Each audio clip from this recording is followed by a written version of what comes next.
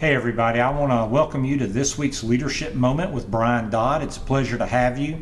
And I think one of the things you'll notice if you've watched some of the previous Leadership Moments is the production value of this one will go to a completely different level.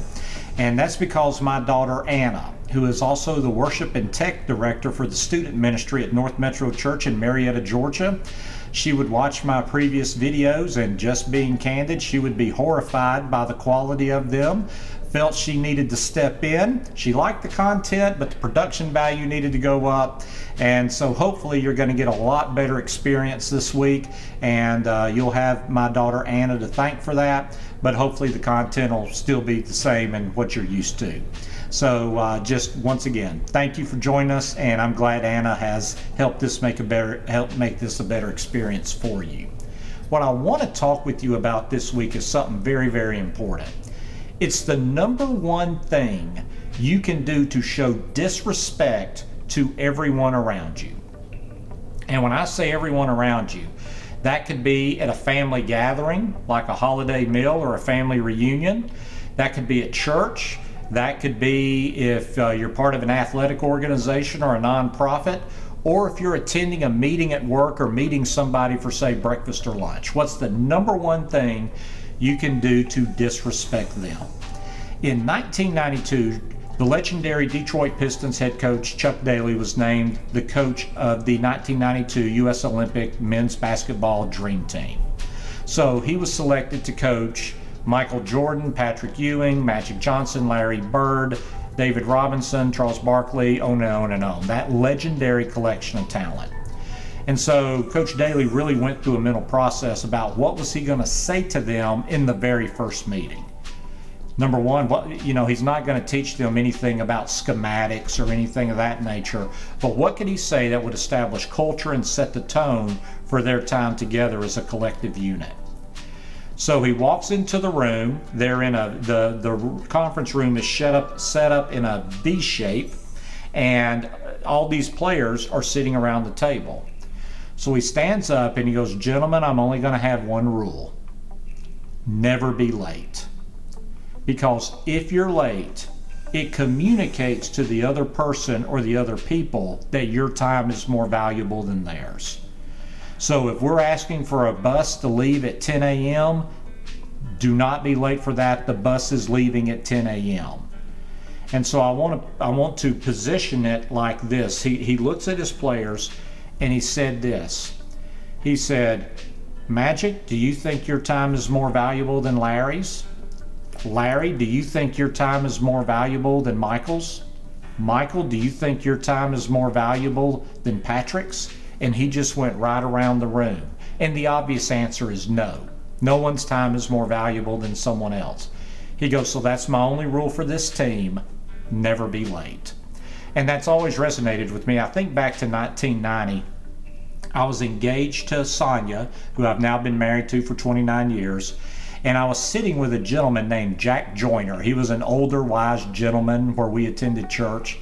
And I'll never forget it. We're sitting in the church parking lot, and we're sitting in the front seat of his truck.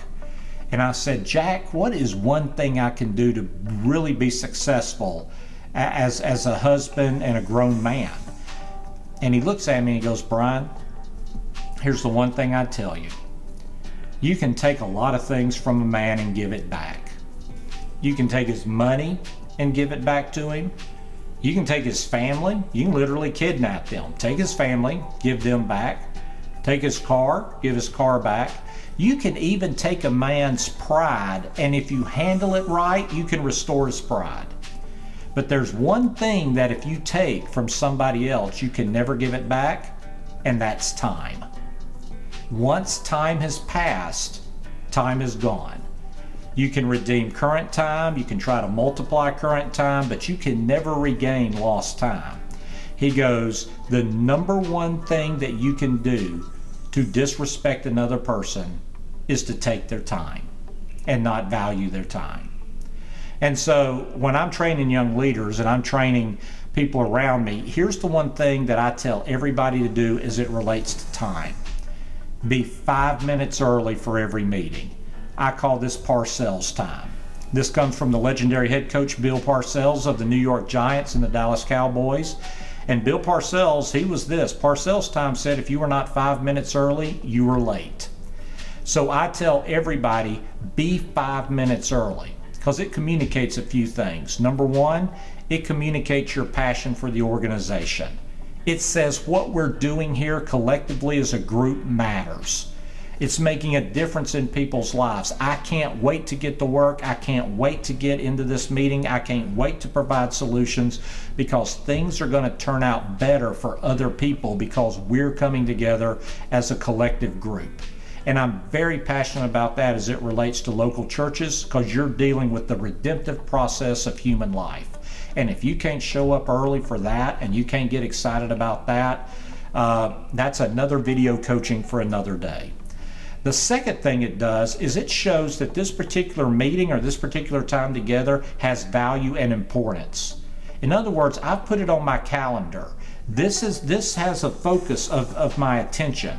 I am preparing for this. I am looking forward to this. I am going to be involved in something that is going to help another person, or is going to help me, or is going to advance a mission vision, and it matters to me, or I would not have put it on my calendar. So if it mattered enough for me to put it on my calendar, it matters enough for me to be early for it and on time for it. And finally, what it does is it says something about me.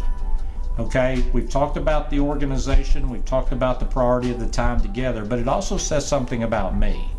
It says that I've prepared for this meeting, that I've thought about this meeting, that I've come to the meeting, I've researched whatever issue we're going to talk about. I've considered what objections or what hurdles we might encounter and began to look at situations to overcome them. I've gotten my mind and my heart right so I can emotionally engage at the proper level of this meeting, that I'm not showing up in a bad mood or tired or ill-prepared. So by showing up 5 minutes early, it communicates I care about the other person, and it shows my commitment to excellence.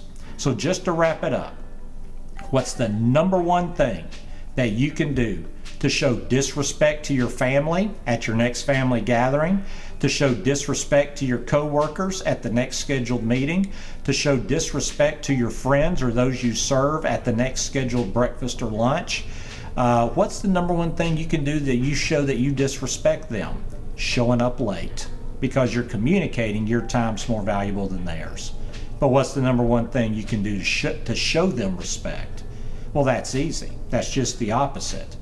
That's to show up 5 minutes early, to be passionate about the organization that the two of you serve, to be passionate about that specific time together, and care enough about your level of excellence and their level of expectation that you prepared in advance.